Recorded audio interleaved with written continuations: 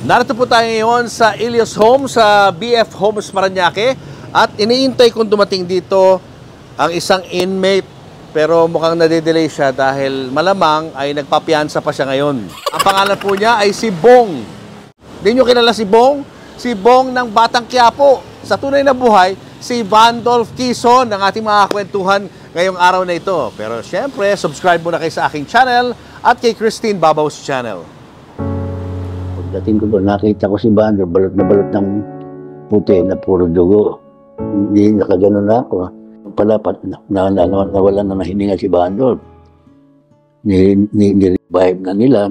Sinaksakan yata si Jim ng kolom. I died na for a minute, di ba? 1 minute ako flatline.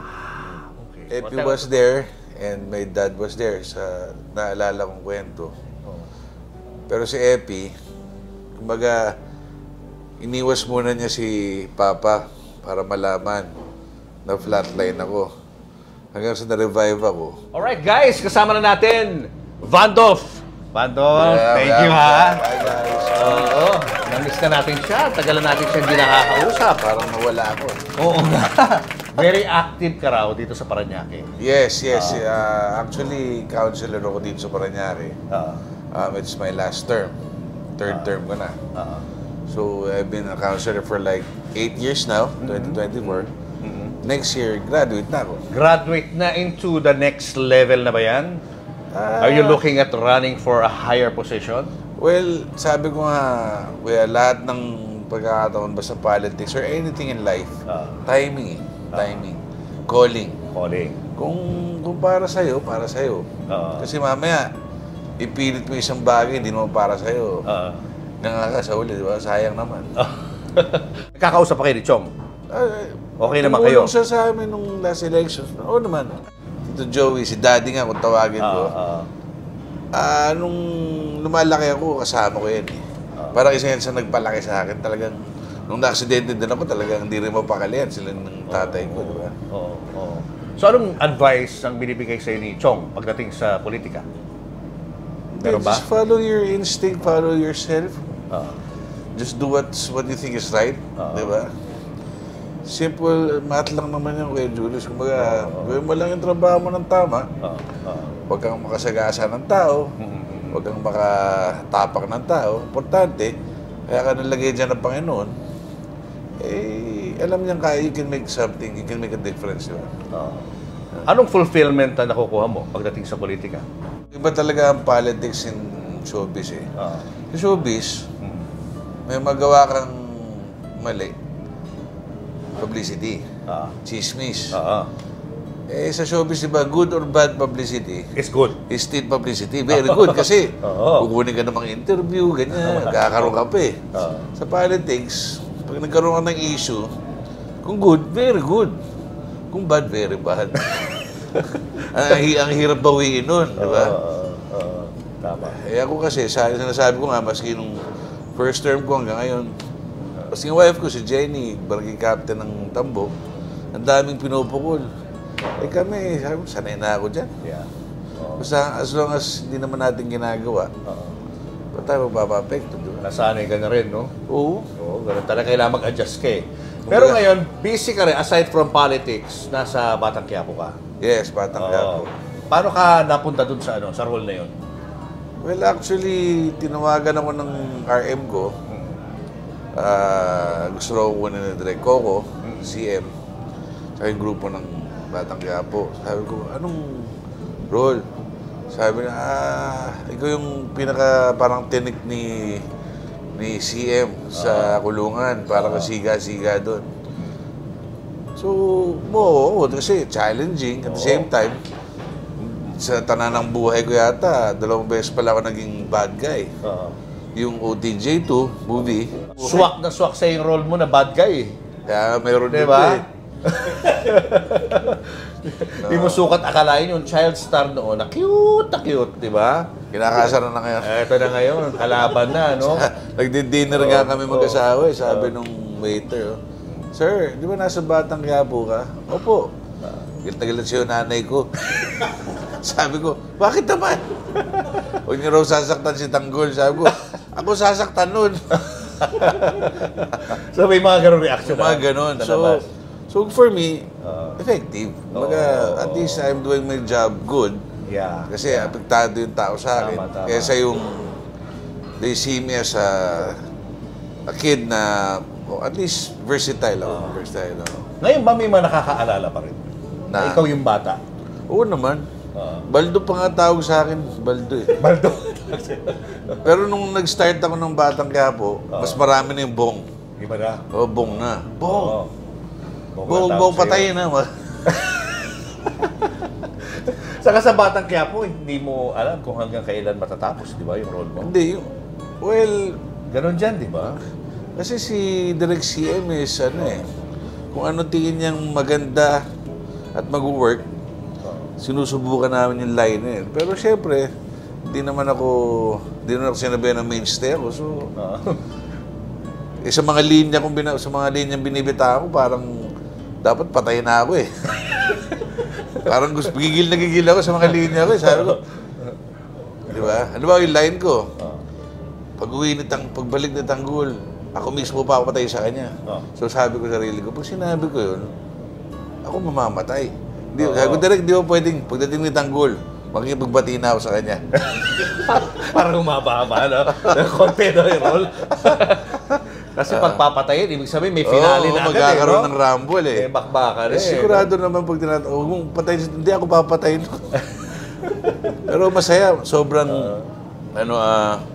doon ko naramdaman sa BQ, sa Batang Quiapo, and all the staff, and the producer, directors, na napaka-easy ng trabaho for us, mga nasa showbiz. Not like before, nagtatrabaho ka, 24 hours, 18 hours, isang 36 hours. Ito specifically 12 to 14 na. So, finish or not finish, pag nalampas ka sa oras, pack up. So, they give priority to the artist na hindi mawala yung kumbaga yung magic niya, yung paano niya atake. Kasi pag Julius, comedy, action, drama, pag, ano ba, maalala mo kaya, before nung bata ko. Drama, heavy. Tutulog ka. Iising ka mga alas 4 ng umaga. O ikaw na, take mo na, drama scene. Eh, di ba pupukas-pungas ka pa parang... Alas 4 ng umaga? Drama scene ulit. Oh my gosh. So, that was before. Kasi... wala mga rules dati, no? Tsaka ang hirap din for the production na mag-extend kasi nga naman budget, di ba? Pero so, at least itong Batang Quiapo, masaya yung family. Saka may kayo, may barkadahan na rin kayo doon, no? Oo, masaya yung grupo, tsaka off-cam, makukulit din lahat. Maraming mga hindi na nabibigyan ng break, pero tinutulungan niya ni Coco, nilalagay niya sa Batang Quiapo. Ano pala na mo doon? Well, I see Ninong Ran, FPJ, and my dad in him. Kung paano kami nung Christmas party, everybody happy. Ako lang yata hindi. Bakit? Bakit? Ba't ka happy? Local lang. Nagpa-punchline lang. Everybody happy. Tsaka talagang, mo, paraffol ng kotse. Kumbaga, he gives back to the staff and crew the hard work they give for the show. And sa mga artista namang veterano na hindi na napapansin, binibigyan niya ng pagkakataon dahil kahit sa madalin, ang Filipino movie, hindi naman magiging Filipino movie kung wala sila. Totoo.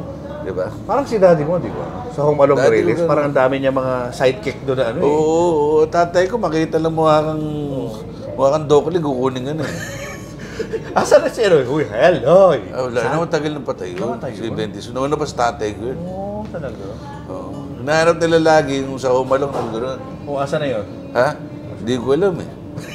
Nagkaroon ng trabaho na yata sa ibang bansa eh. Yung pang building.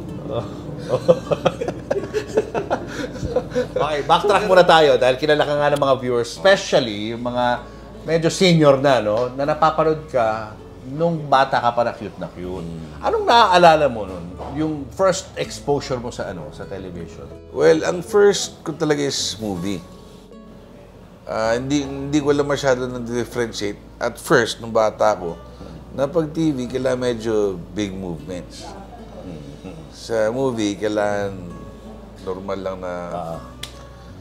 Tapos parang, wala eh. Dahil ako, basta kabutot ako sa tatay ko.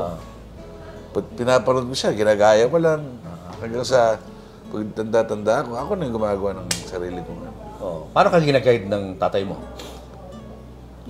Actually, hinahayaan niya ako eh.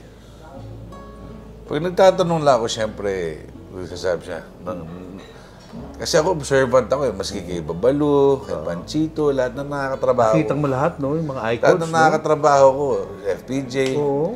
Pag umaarte sila, or nagbabato ng linya, or even sabi mong nagbabasa ng script, pinapanood ko lang sila, observant ako eh. Anong Dolphy story ang pwede mong i-share na something na na hindi mo makakalimutan ginawa ng tatay mo? At lagi yan eh, every time we go out of the country, out of town, pag may nagpapapicture dyan, kahit masakit kahit anong bagay, tiyan o ulo, nagpapapicture yan. Talaga tumitigil yan. Minto pa picture, ngingiti, kahit maraming nararamdaman. Ang sinabi niya na sa akin, pag may nagpa-picture sa'yo, Dol, pagbigyan mo. Kasi yan lang yung mabibigay mo sa kanila na baga fulfillment, makita kanila. Dahil kung wala yung mga tao ngayon, wala tayo sa posisyon natin ngayon. So ako talaga, lahat ng, kahit sabi mong gusto nang sumambulat ng tiyan ko, kahit mukhang ngiting kasi. Diba? Pero, totoo eh, kasi the people always keep your feet on the ground. Yeah. Baga, don't fly too high because when you fall, masakit. Diba? Baga, love the fans, respect everybody, kasi you are you now because of them. Tama. Yung pagkatao ba ni Dolphy, funny din ba siya off-cam? Well, my dad is a quiet person. Pero off-cam, sumusundot-sundot na lang bigla yan ng mga punchline. Nakakatawa pa rin. Nakakatawa. Nakakatawa. Yung mga kasama namin pag kumakain, nasusubo na sa ilong yung pagkain.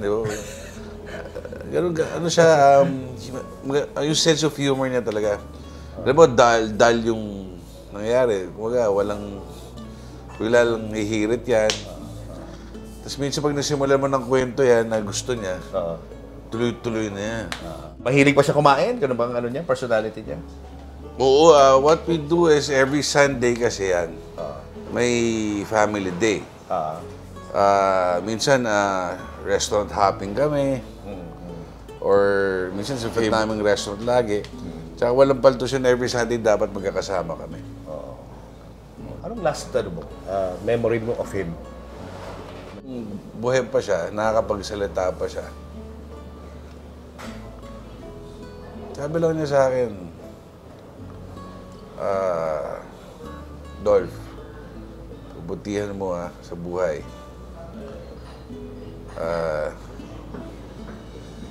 Tuloy mo yung legacy ko. Siyempre, not just me, all of us. Pero for my dad telling me that, kumbaga meron nung kailangan gawin, di ba? Kasi siyempre, ako yung green room niya mula bata. Politics nga, ayaw na politika nun. Galit sa politika, ayaw daw niya manalo pag tumakbo siya eh. Kasi pag nanalo daw siya, ano daw gagawin niya, di ba? Sabi ko naman sa kanya, hindi naman ako magiging magulo, hindi naman ako sali sa gulo sa politika pa eh. Just be fair in everything, di ba? Yeah. Pero ang dad ko, talagang nami-miss namin sa kanya. Nami-miss ko sa kanya is him itself. Dolphy. Kumbaga, kahit sabi mo magkatinginan lang kami niyan. Tsaka wala nang sumisita sa'yo, pero sitang pa-comedy. Yung sitang, sira ulo naman talaga itong batan to. Yan nakakamiss talaga. Yeah. Ilan taong ka na nawala siya? 2012 ba siya? 2012. May asawa ka na nun? Meron No? na. Meron na. 2007 ako eh. Nakita niya ba yung mga apo niya? Si Vito, nakita niya. Si Vito. Kita niya yung dalawa. Tatlo actually, si Gabi. Sabi ko pa, hanggang dyan lang ako, di ko kaya yung ginawa mo. Good boy eh, no? Hanggang Good boy tatlo to, lang ako pa. Ikaw. Naging laman ka ng mga balita. Siyempre, we really have to talk about that, no? Yung na-involve ka sa accident na kinamatay ng ex-girlfriend mo. Have you, recovered from that experience? O minsan bumabalik ka pa rin doon sa Hindi, pangyayari? of course, hindi naman mawawala yung... Hindi ako nagka-phobia. Kasi kahit anong bagay, ito sasabihin sa tao, kahit anong bagay na pagdaanan mo, ma-choke ka, madapa ka, madulas ka, mainom kang hindi, tapos magkaka-phobia ka, di ba? Ako kasi, ang iniisip ko lagi, pag nagka-phobia ako, hindi ako maka-move on. Pagka kailangan overcome ko yung fear lagi. Eh, siyempre, sa nangyari sa akin, pasalamat lang ako talaga sa Panginoon na mayroon lang siyang plano sa akin siguro. Yeah. Siyempre, nagpa-flashback yan. Hindi naman flashback na nagagaroon ako, pero halimbawa, ang bilis ko na sa drive, diba? Bibilis ako, sumihinto na ako. Mababagal na ako niyan. Yeah. Ako, ayoko na ma-ICU. Di ba? Mababagal na ako na gano'n. Pero hindi naman best. Kumbaga, siguro, after ng unos na nangyari sa buhay ko, yung outcome, meron akong pamilya, mga anak ako, last term ko na bilang counselor. Kumbaga, ang dami kong tinatahak na maayos, di ba? Pero, sobrang thankful lang sa Panginoon, di ba? You're truly blessed. I died na for a minute, di ba? 1 minute ako flatline. Okay. Well, tell us about that. Siguro magsimula tayo dun sa paano ba nauwi sa ganun? Anong naaalala mo nun? Bakit nagkaganon? Yung accident? Well, did you drink? Paano ba yun? No. Paano ang storya nun? Actually, nag-cut yata ako nun eh. Alanganin. Tapos bumiyahe ako ng going to Baguio kami ng girlfriend ko. Pero, tapos yun ang kwento lang sa akin na unti-unti ko naman na-glimpse in a way. Pero, overtake daw ako. Hindi mo na naalala yun? Hindi raw ako pinagbigyan ng overtakean ko. Malayo pa naman yung kasalubong. Hanggang sa bumabalik na ako sa likod nung overtakean ko, bumabagal din. So, hindi niya ako pinapabalik. So, nung malapit na yung kasalubong ko, umiwas siya ng shoulder, doon din ako umiwas. So, doon kami nag-meet. Unang dilat ko nga sa hospital bed, ang tanong sa akin, anong tingin mo nangyari sa'yo? Anong huli mo naalala? Sabi ko, nagbabasketball ako. Tapos sabi lang ng doctor, diyan natin malalaman yung recovery ni Vandolph. Yung unti-unti niyang maalala yung nangyari sa kanya. Kasi, di ba, biglang pagdilat ko, hindi ako makagalaw. Biglang payat ako. Di ba? Meaning, matagal ka nakatulog? 1 month akong coma. Comatose for 1 month. Yes, 1 month ako nasa ICU. And then, nag-flatline ka? Nag-flatline ako sa helicopter, sa chopper. Pag-land. For how long? 1 minute. 1 minute. Na-revive lang ako. Epi was there and my dad was there sa naalala kong kwento. Pero si Epi, kumbaga, iniwas muna niya si Papa para malaman na flatline ako. Hanggang sa na-revive ako, di ba? So habang comatose ka, wala ka memory of that? Walang parang dreams? Hindi, na parang, gising yung diwa mo, hindi ka lang makadilat. Paano yun? Naririnig mo yung mga nangyayari sa paligid mo, pero parang murmur, parang... So gising ka sa loob? Gising ka. Hindi ka makadilat. Okay. Hindi ka naman tulog, pero hindi ka makagalaw at all. But your mind, yung mental state mo, gising.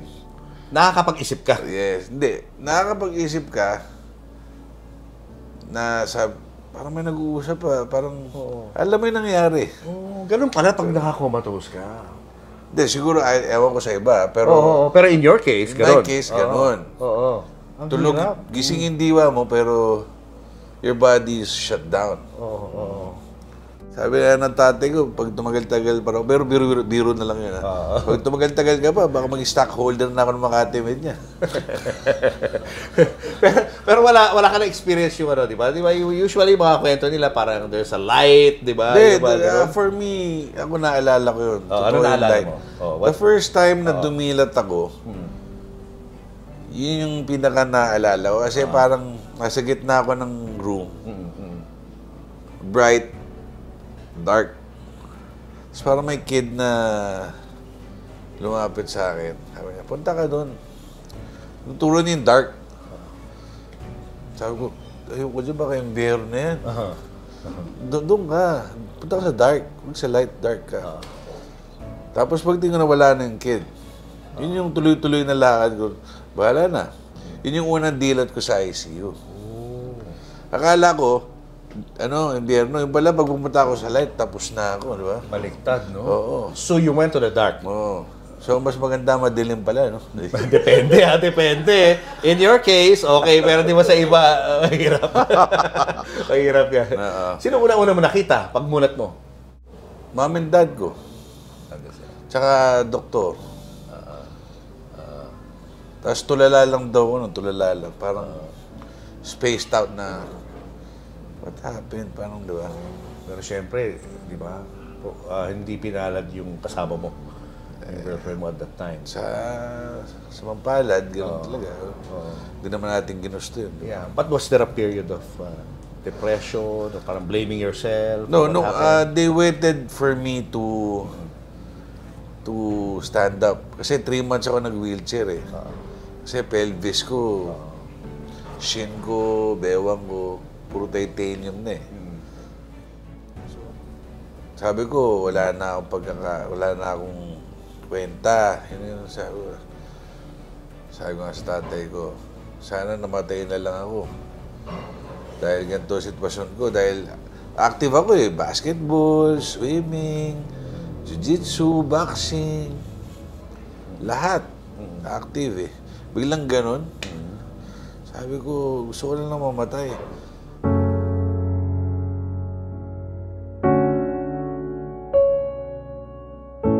Mabigat yung hanggang dumating kami doon.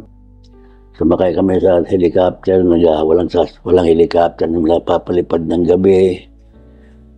May nagpresenta naman sa akin, piloto, na pwede siya magpalipad ng gabi dahil sa Annapolis siya nag-graduate. Pasalamat niya ako sa mga tao. Si Joey naman, mabuti naman si Joey nakarenta ng helicopter. Ang balita ko kay Enrile yung Soprano, kay Senador Enrile. Nakakahiram siya doon. Salamat din kay Senador. At sakay kami. Parating kami doon sa Pangasinan, walang helipad. Padaling salita, nakababa kami. Ako, pagdating ko doon, nakita ko si Bandor, balot na balot ng puti na puro dugo. Hindi nakaganon na ako. Paupo na lang akong gano'n, nakatanga akong gano'n eh. Talagang nasaktan di mo maintindihan. Pagdating namin dito sa Nichols, wala namang helipad pala sa Makati Med, meron pero hindi nagagamit. So, sa Nichols din kami ibinaba. Bumiyahe pa kayo? Pero nandun na ngayon yung kwan, yung ambulansya ng Makati Med nandun na. Sa madaling salita hiniwalay ako doon kay Bandor, pinasok nila sa loob. Yung pala, nawalan na ng hininga si Bandor. Ni-revive na nila, sinaksakan yata si Jim lang ko. Kanya pala ako nilayo, dahil gano'n nga. Yung trauma hanggang nilibing si nandun ako. Yung trauma na hanggang nakarecover, si Bandor hindi nakakakilala. Hanggang tinetherapy, kung ano. Hindi ako kilala ni Bandor, walang kilala eh.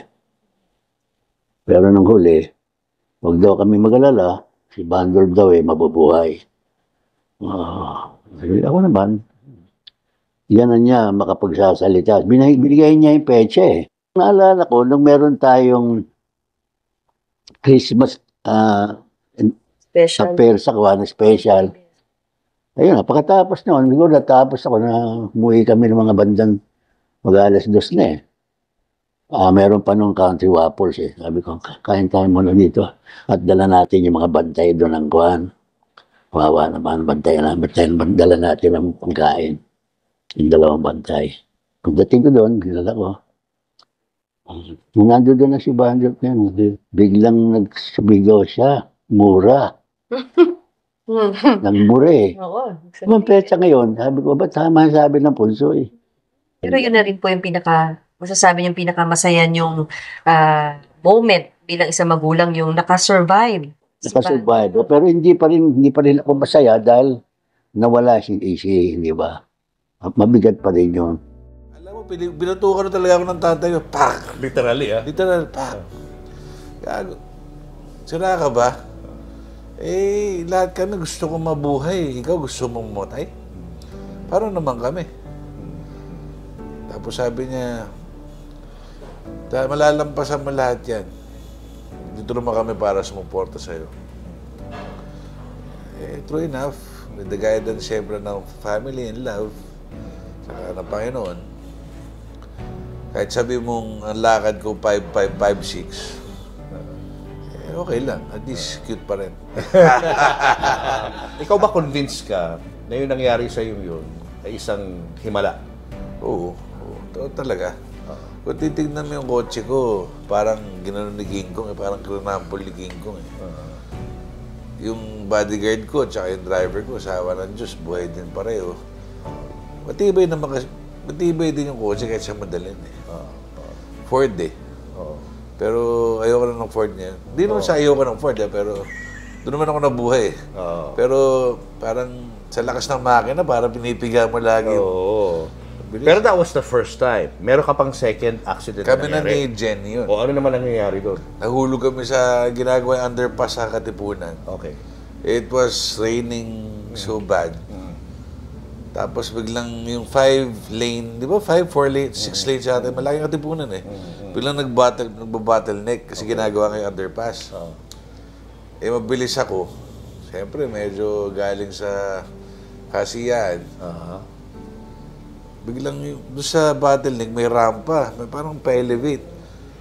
Rumampa yung expedition. May nakapark na Civic.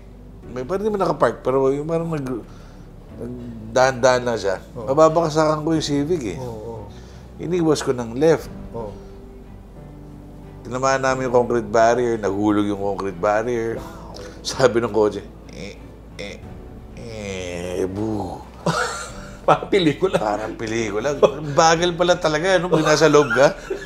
Alam mo yung gagawin mo, hahawak So hindi agad na bumagsak. Nagganon-ganon pa siya. Oo, gumanon-ganon. Nagsiso pa. Sa awa ng Diyos, siyempre, di talaga tayo pinabayaan. May tubig yung hukay. Tsaka walang trusses. Kung may trusses yun, di para kaming barbecue. Tusok kayo ito. Tapos kung walang tubig yun, 30 feet high yun. 30 feet? 30 feet high. Si misis ko pa yung nasa side ng bumaksak. So, Grabe. ano talaga? Another miracle. Ano talaga? Si Raul.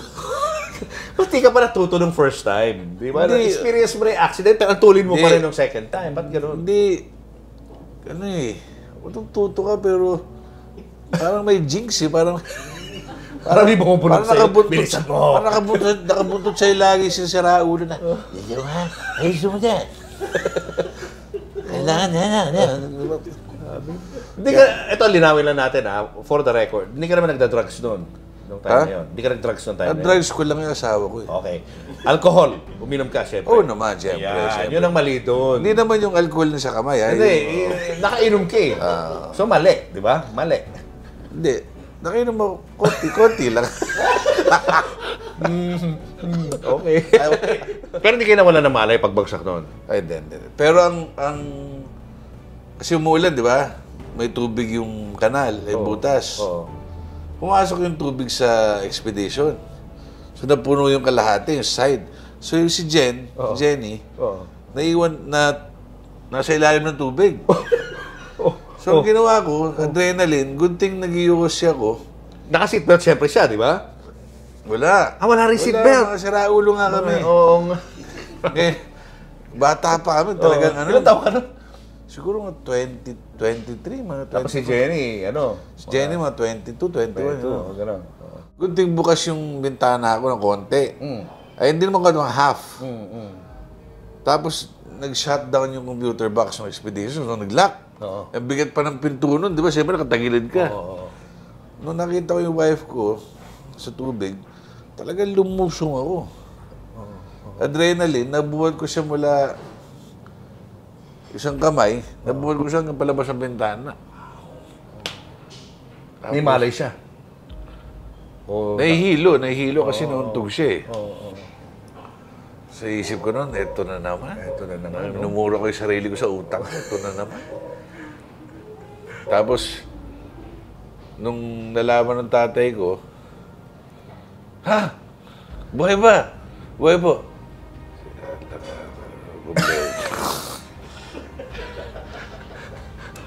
Hirap i-explain. Oo. Di ba? Kasi Hirap pagbukas daw niya ng TV, kita niya expedition, naangat ng crane eh. Noong una, durog. Ngayon eh. Inaangat ng MMDA doon sa tubig. Ito di ba? Of course, now, he can laugh about it kasi, di ba, it was part of the past na, no? Yes. Di ba? Saka may mga lessons ka naman na natutunan You doon. should learn from the past. Sa mga Lahat naman experience tayo. yun. So, after nun, hindi ka na matulin sa pagmamaneho. Tulin pa rin. Hindi, pwede ka naman tumulin basta diretso eh. Okay. Basta safe eh. Pero pag yung madadamay kang kotse o tao, mag-minor ka na. Huwag ka nang ano. Maingat na, Maingat. matulin minsan, pero maingat. Defensive. Defensive driving. Defensive driving. Ayun. Ano sa tingin mo ang mensahe sa'yo ng mga pangyayaring ito na 2 beses ka nang nakasurvive sa kamatayan? Siguro mensahe niya, antayin mo yung pangatlo, patay ka. Pwede. Posible, kaya mag-ingat ka na. Baka yun na nga ang mensahe sa'yo. Ingat Hindi, lang. Oo. Siguro, sabi nila, o kinakalabit ka ng Diyos, sabi ko, di kalabit to, tadyak to eh. Kasi para makuma ka ng sambuan. Kumbaga, siguro, it taught me a lot in life na kahit sino sa atin, mahalin natin ang buhay natin. Kumbaga, yung pagkakataon lang mabuhay sa mundo eh. So make the most out of it. Yeah. Di ba? So it made you a better person? Of course. Yeah, it made you realize what life is and per the personality of everybody, hindi mo magustuhan, eh siya yun eh, ganun siya eh. Di ba? So, respetuhin mo na lang yun. Kailan kayo nagpakasal? 2007. That was how many years after the accident? I forgot na eh. Siguro A few years, no? After the 3 accident. years, 2 years. 3 years. So, paano ka natulungan ni Jenny? Kasi after nung aksidente ko, nag-rebelde ako in a way. Yung matindi. Because of what happened to my girlfriend, sa nangyari sa akin. Parang nagalit ako sa buhay ko. Parang maraming news dati, siguro, alam mo yan. Pero hindi ko naman away. Kumbaga, yung mga kasama kong pamangkin ko o kamag-anak ko na papaaway, siyempre pinipinpoint ako dahil ako yung... Pero, kumbaga, bad boy in a way na hindi naman bad boy. Di ba? Basta, parang Na-involve ka sa mga away-away? rebelde in a way na... Kesa manira ako ng tao, parang tinitake advantage ko yung pagkatao ko. Parang sinisira ko katawan ko, pupuwet lagi. Di drugs pero... Kasi yun ang pinaka-ayoko, drugs. Dahil nakita ko tatay ko umiyak sa drugs eh. Ba't gagawin mo yung drugs, di ba? Bakit? Ba't umiyak? Di mga past life mga kapatid ko, di ba? Alam naman natin, open book yan. Oo, tama. Eh, minsan, kami dalawa lang sa dining table sa bahay.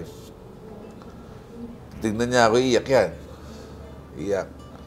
Dahil sa nangyari sa utol ko, dahil napunta sa ganito, sa ganyan.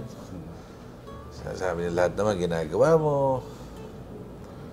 yun, mabalik sa akin. Hindi mo naisip yun habang ginagawa mo yung mga kalokohan na yan? Hindi naman drugs yun eh. Hindi, yung mga involving sa mga away-away. Well, actually, inuunahan ko ang news kay Papa. Inuunahan ko, tatago sa kanya. Oh, pa, magkaka-news ha. Paaway kami dito. Parang sira ulo ko talaga. So pag napanood din niya sa news, ano man dagdag bawas, di ba kung may dagdag man o bawas, alam niya na. Alam na. Galing. Style. Yung mga matuto kayo dyan, ha? So, less na yung galit. Parang Yes, gano'n. yes. Yung wife ko kasi,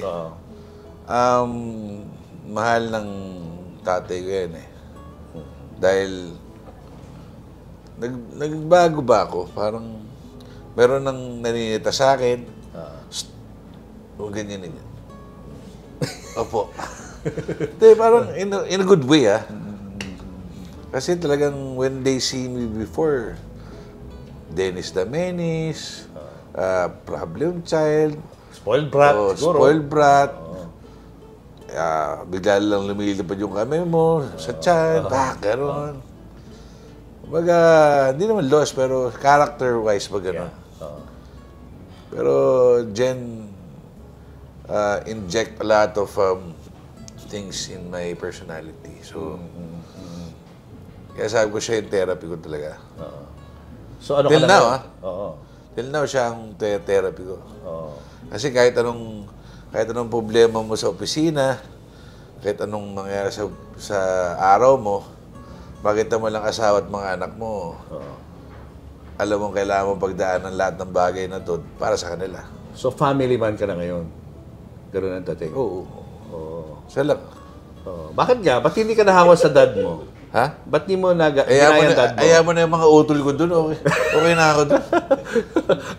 At si Eric ka, ano? Sana man lang magkaroon ng kiso na isa lang ang asawa, di ba? Ikaw yun, di ba? Marami pa kami, pero ako yung... ako yun. Oo, di ba? Di ba? Hindi mo sukat akalain siya pala yung magiging ano, di ba? Idol kita Family man. Di ba? Idol kita eh. So, or, recently, na-interview ni OG si Eric tungkol doon sa mga mana-mana, no, na iniwan daw ng dad mo. Napanood mo ba yun, yung interview niya? Hindi. Oo. Ang sabi niya is, hanggang ngayon, nakakatanggap pa rin kayo ng mga Yeah. Alam mo, suporta mo na sa dad mo. ilang taon nang wala ang tatay ko, pero hanggang ngayon, naalagaan niya kami lahat. Oo.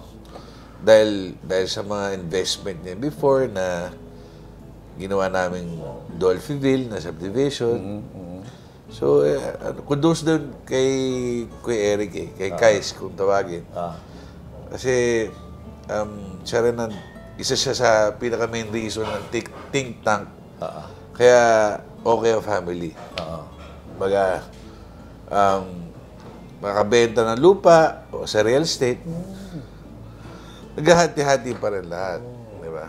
So, naaalagaan lahat ng anak ni Dolphy? Yes, kahit pa paano may allowance, kumbaga. Ikaw ba, nakakatanggap ka rin siyempre, di ba? Pag binigay sa akin, tinatanggap. Hindi na ako nagtatanong kung, di ba? Baga blessing na yun. Thank you. Tapos kung kailangan mauna ng ibang utol, di ko na may ibang utol. Kamusta ang relationship niyo kay Nicole? Siya yung pinaka, Well, si Nicole, wala namang bad blood or something. Talagang sister namin yun eh. Baga pamilya kami. Ano lang, naging busy lang kami sa kanya-kanya namin mga buhay. Wala. Yun nga namin miss namin, pinag-uusapan namin ni Epi, tsaka ni Kuya Eric, ni Boy 2, and Jen, na gawin natin yung ginagawa dati ni Erpat na pag Christmas o New Year, kahit after Christmas o before Christmas, magkita-kita yung family. Reunion Yun yung nawala eh. Kasi siguro nag-focus sa kanya-kanyang mga buhay, di ba? Ba't hindi ikaw mag-initiate noon? Ha? Ikaw mag-initiate para lahat sumali doon sa reunion na yun. Sige, pwede. Total, ikaw naman nag-suggest eh. Di actually, sometimes naisip ko na yan. Naisip ko na yan. Pero of course, sa dami namin, kailangan ko ng katulong, di ba? Si Eric. Yan. Si Guy. Si Guy, sobrang busy din. Pero it will happen. Ginagawa namin yan before pag death anniversary ni tatay, doon kami sa puntod niya. Nag-get-together, gitara, kakain. Eh, bawal nga ata sa living, sa ano yung mga ganun eh. Si Dolphy has not yet been declared as national artist, ano? No. So anong pananaw mo? Sa tingin mo ba it's about time na makilala siya as a national artist? Like your Ninong, FPJ. Well, kung ibibigay sa kanya, buhay pa si tatay, ganyan eh. Wala na si tatay, ganyan pa. Pero, kung ibibigay, thank you. Kung hindi, for me, he will always be a national artist. Malaki ang naambag ng tatay ko, alam natin yan sa pelikulang Pilipino. That's true. Being in show business like for 65 years or more, for making people laugh, for giving the people for making the people know about what true family is, di ba? Kasi ang tatay ko, kung papanoorin mo ever since, family-oriented yan eh, di ba? John and Marsha, of course. Malong, John and Marsha. I grew up watching it. Tsaka, siya lang ang talagang pinaglalaban ko sa lahat ng tao eh. Sa lahat ng wig na punta ko, first time ko nakarinig na umiiyak yung babae nung private viewing ng tatay ko. Umiiyak yung babae. Alam mo, Sir Baldo, kahit wala kami makain noon, kahit sa 30 minutos mapanood namin ng Home Alone o pelikula ng tatay mo, nakakalimutan namin ang gutom.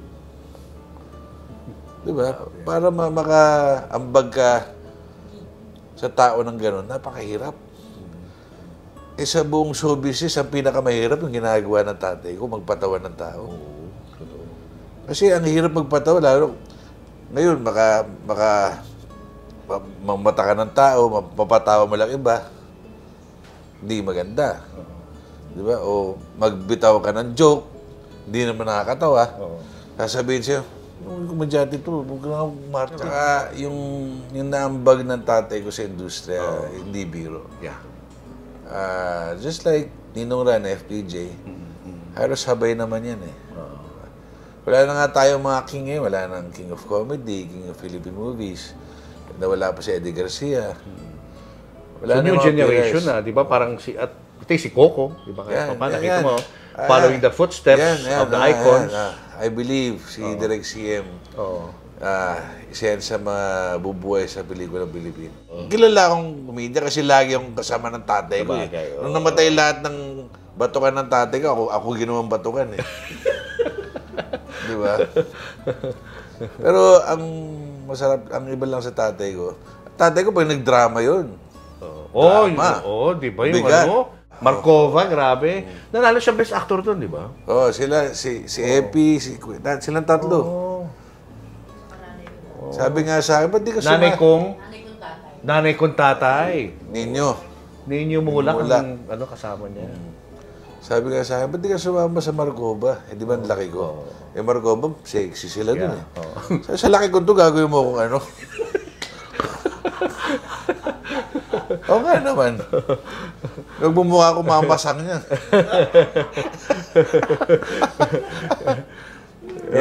Naalala ko yun kasi nakita ko yung dad mo during the last moments of his life. I was there, inside his room. Kaibigan kasi namin si Shasha eh. So, nakapasok ako doon. Nakita ko. Ang naalala ko noon is, ang huling bili ni daddy mo is huwag bubutasan yung leg. Yun ang... Diba? Pero binutasan pa rin eh. Hindi. Nung binutasan siya, yun na. No? Alam kasi, siya nagsabi huwag siyang butasan kasi pag binutasan siya, tuloy-tuloy na yun. That's it. So, wala. In-insist siya. Ako kasi, nung nandun ng dad ko, hindi ako nakikilam talaga eh. Hindi nga ako araw-araw pupunta eh. Dahil ko eh. Sakit. Nung week nga ng tatay ko, di naman ako nag-eulogy. Kasi bawat family may nagsalita eh. Sabi ko na lang, kung ano yung sa amin ng tatay ko, sa akin na lang yun. Total, lumaki naman ako, nasa pelikula kami dalawa, so, di ba? Mami, puro ganun lang marinig nila. Hanggang ngayon ba, you sometimes feel na yung presence niya, meron pa rin? Not sometimes, always. How? Lalo pag decision makings. Hindi ka lang binabatukan na. Bigla na lang. Bigla, itong picture niya na to, di ba nakaganyan? Minsan gumaganon. Hindi, pag mga decision makings in life, kumbaga, I'm caught into decisions. Ano naman? Hindi mo tulong naman dyan. Yun lang naman yun eh. You talk to them. Kung nagdadasal ka man, di ba? Kahit na through prayer, magdadrive ko, kamusta? Bisa kita. You know? Andiyan lang siya, no? Parang feeling ko nasa bakasyon lang lagi. Yeah, that's nice. Anong biggest lesson na natutunan mo sa buhay mo? Sa lahat ng mga nangyayari sa buhay mo? Love your life. Make the most out of it. And wag mawawalang respeto sa bawat tao. Kasi if you want respect, you should respect people. Diba? If you want people to love you, you should love them too. Kung gusto mong maasar sila sa'yo, asarin mo. Ganun lang yun eh. So, ang buhay, maiksi lang eh. Ilang beses na nga akong pinintig eh. So, as much as possible, do what is right. Ako ngayon, ang drive ko, pamilya ko. Ang nagbibigay sa akin ng hangin, hinihinga ko sa araw-araw at ang nagbo-boost ng aking pagkatao, pamilya ko. So, pag medyo kakaroon kami ng tampuhan ni Jen, ano na ako niyan? Naguguluhan na ako sa mundo niyan. So ano lang, always pray. Guidance. Anong advice ang binibigay mo sa anak mo, especially Vito, na nag-aartista na? Sabi ko lang sa kanya, enjoy mo lang yung ginagawa mo. Basta ang number one advice ko sa kanya, number one advice din ng tatay ko sa akin. Yeah, enjoy mo yung ginagawa mo. Always keep your feet on the ground. Lahat ng tao sa set, kausapin mo. Ultimo pinakamataas hanggang sa pinakamababa na trabaho dyan. I-maintain mo lang yung ugali mo, pare-pareho. Huwag ka ano ba yan? Tsaka sa pag-atake naman sa showbiz, ay sa character, ginawa sa akin ng dad ko, yung ginagawa ko sana ko, nagbibigay ako ng konti, pero sabi ko, bahala ka pa rin sa acting mo kung paano mo atakihin yan.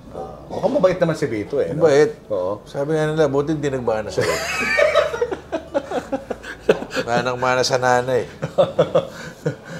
Speaking of nanay, kamusta ang relationship niyo ni Ate Ness? Kakausap ba kayo lagi? Oo naman. My mom is busy dahil nanalo siya bilang kagawad sa under my wife sa Barangay Tambo. So, bagong venture sa buhay niya to. Ayos naman. Busy siya. Sa politika. Baka naman magulat ako, nasa Batang Quiapo na rin yan. Ha? Nasa Batang Quiapo na. Baka naman, di ba? Oo. Pagkamatay ko, ikaw na babalik. Anyway, ano ang mensahe mo, Vandol, sa mga fans mo all over the world na makakapanood ditong vlog na to? Especially yung mga nasubaybayan yung paglaki mo sa television at pelikula. Siyempre, first of all, gusto ko magpasalamat sa inyo lahat na hanggang ngayon, nandiyan pa rin kayo for watching me. At tandaan nyo lang po na ako po, kung ano may bigay sa aking trabaho o role, gagampanan ko na mabuti. Nang makapanood naman kayo ng makapagbigay naman ako sa inyong konting aliw. At tandaan nyo po, lagi lang tayo maging masaya. Kung ano man ang pagdaanan natin sa buhay, lagi tayo magdasal. At sana po, mapagpatuloy ko ang nasimulan ng aking ama in my own little way. I love you guys and thank you for everything. Thank you, Vandolph. And Julius, thank good you. luck, ha? Good luck sa'yo. Salamat po. God bless.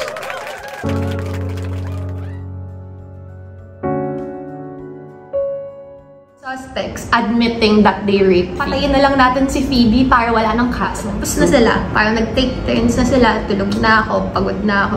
I woke up na someone's on top of me, penetrating me. I thought of every way I could kill myself. Like, a self-inflicted death is all I had in mind to make it all end. I love God so much, pero God, kunin mo na ako. Subscribe to this channel, like our videos, and post your comments below. And always hit the notification bell.